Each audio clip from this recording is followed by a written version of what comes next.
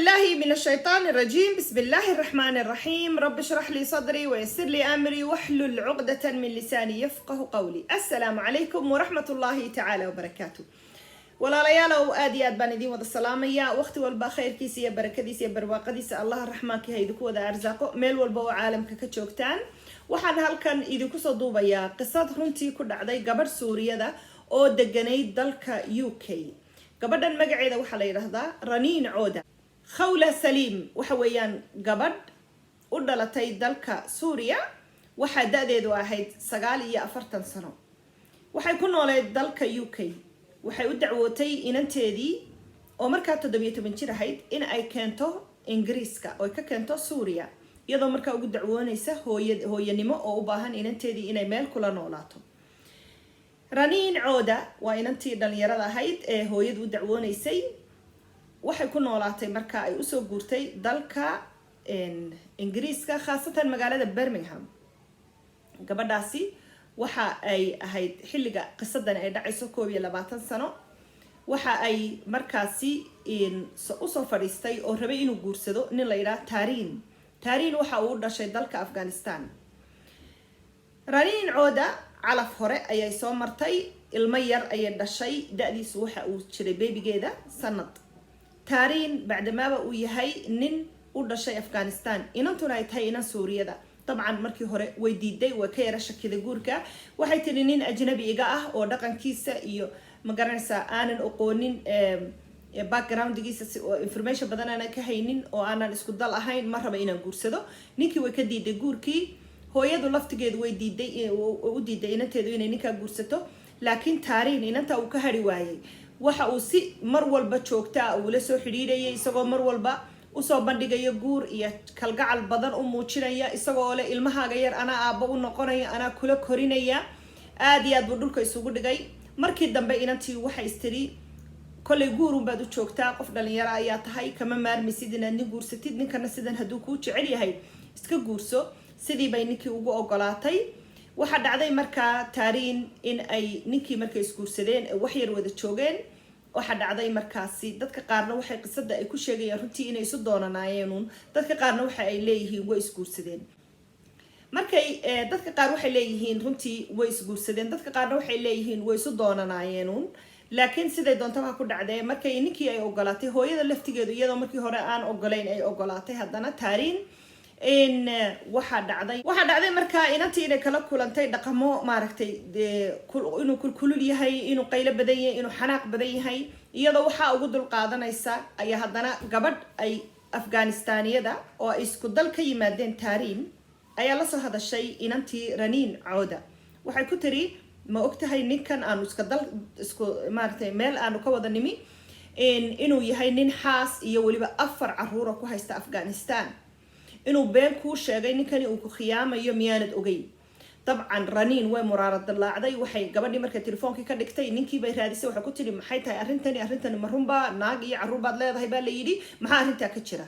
dabcan maxaad ku taqaanaa in rag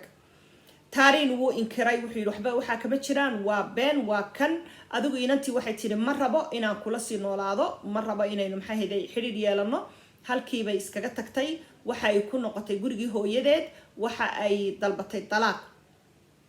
iyadoo marka xiriirkoodu sida uu yahay ayaa mar walba waxa uu soo hadidi jiray marka uu mar walba ay ka dareentay cabsi ay dareentay istiriinkan wuxuu ku yeeli doonaa. booliiskii bay u tagtay. booliiskii markay u tagtay ayuu booliisku runtii ay warbixintii ay ka qoreen laakiin haddana arinteedii wax serious ah kama soo qaadin. arrimo badan baana dhacda oo aan markaas oo kale qofka dacwoonaya wax serious arintiisa laga soo qaadin hadhowtana ay arkaan booliisku arintu inay meel fog gaari karaysay amba gaadhayba. maalmaha kamida marka Tariin oo maaragtay hooyadeed la nool oo ninkiina isku xun yihiin isaguna uuna ka harin oo markasta uu isku dayo inuu la soo xidhiidho oo walibana ay booliiska looga yeeray markay soo dacwootay oo laga qoray saxiix in uu saxeexo inaanu intaasoo kiiloomitir gurigeeda usoo dhawaanin oo tii uu saxeexay ayaa haddana wuxuu ku arkay cafeteria maalin meel makhaayada iyadoo hooyadeed oo wada fadhiya oo ka cuntaynaya ayuu arkay. halkii buu isku dayay inuu la hadlo way diiday. markii uu diiday waxa uu soo saaray midi buu soo saaray dadkii oo dhan ee makhaayada fadhiya arkaya waxa uu isku dayay markaa inuu midida wax ku yeelo dadkii waa ku qaylqayliyeen wuu ka cararay meeshii uu iskaga tagay iyana meeshii waa iskaga tagtay gurigeedii bay tagtay gurigii hooyadeed ayay wada tageen gurigii hooyada hortiisa iyadoo taagan tahay oo markaa intay dibadda usoo baxday albaabka agtiisa taagan oo booliiskii la hadlaysa oo le ninkii maqaayadan iminka kasoo dhaqaaqay ayuu maaragtay isku dayay inuu igu dilo dad badan baa arkayay ii kaalaya inay caawisaan baan rabaa oo albaabkii gurigeeda taagan ayuu isagoo ordaya oo baabuur wata ayuu meeshii ugu yimi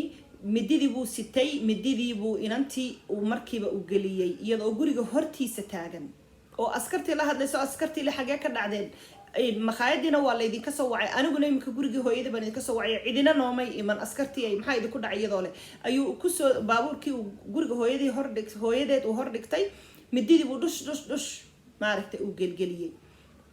inantii oo dhaawaca oo qaylinaysa hooyadii soo baxday waxay aragtay inanteedii oo dhiiggeedii maaragtay dhulka qabtay oo ooyeysa oo murugaysan oo yacni naxsan oo dee la dilay oo dhimanaysa ka qabay istiri iyadii islaanta laftigeedii maamadii laftigeedii ayuu iyadiina mididii uu sidii ku gelgeliyey labadii qof oo runtii dhaawac ay aad maaragtay u laxaad leh oo ku dhacay oo dhiig badani ka daatay ayuu iskaga tegay gaarigii sibuu qaatay uu iska baxay jaarkii iyo dadkii jidkii maaragtay maraya ayaa askartii ugu yeedhay waxaa loo yimi labadii dumara markii askartii timi hooyadu waxay ahayd qof naftii ka baxday oo markii geeriyootay oo naf baxday inantii oo dhaawac aad laakiin u badana ayaa la qaaday dhakhtarkii iyadiina haddii la geeyey naftii iyadiina sidii ayay kaga baxday ninkii ayaa la raadiyey meel walba ay askartii ay runtii ay ninkii ka raadisay taariin wuxuu noqday markaa nin u dalban askarta oo meel walba laga raadinayo oo wanted ah amba aad loo raadinayo waxaa la dhigay sawiradiisa saxaafadda oo dhan social mediada joornaalada tviyada meel walba ayaa la dhigay ninkaas ayaa la rabaa ayaa la yidhi qofkii soo sheega telefoonka hala soo xidhiidho markaa waxaa dhacday in uu qof soo sheegay oo uu yidhi ninkii halkan ayuu marayaa markii la qabtay runtii waxaa lagu xukumay isla sanadka arrintaasi ay dhacday waan idinka soo iloobay wuxuu ahaa 2018 isla 2018 dhammaadkiisii ayaa la xukumay taariin waxaa lagu xukumay 32 sannadood oo xabsi ah ayaa lagu xukumay runtii waxa weeyaan qisad aad iyo aad u murugo badan ولا تدري نفس بأي أرض تموت ولا تدري نفس ماذا تكسب غدا سوما هنا آيات دي وحرجيني أنا نسخة لضوء أوران آيات داسي إن وحويا قفك بني آدم كإيه إن أنت رنين وحيا هيد قف كسو qaxday wadankeedii hooyadeed baa kasoo qaxday ama kasoo guurtay waxa ay walibana u dacwootay inanteeda waxa istiri UK oo wadan aamina ah oo fursado badan leh ayay inantaadu kugu noolaan doontaa haddana inanteedii geeridaasi ayay ku geeriyootay sidaasi ayay ku nafbaxday gacan ka xaq daran ayaa dishay iyadoo dagaal ka timi dagaalkii kasoo badbaaday ayaa haddana dal runtii loo haysta inuu aamin yahay oo runtii aamin ba ah iskaba dambi badnaadee oo iska crimekiisa iskaba badnaadee ayaa inantii ay sidaa ugu geeriyootay qofna ma oga naftu meesha ku baxayso iyo waxa sabab looga dhigayo haddaba cibrad ayaa ku jirta qisadan cibrada ku jirta maxay tahay runtii cibrada ku jirta qisadani waxa ay tahay in qofka bani aadanka ah inta aanad guursan iska baro dadka qaar baa tambar leh oo aad u xanaaqa oo xanaaqoodu aggressive noqda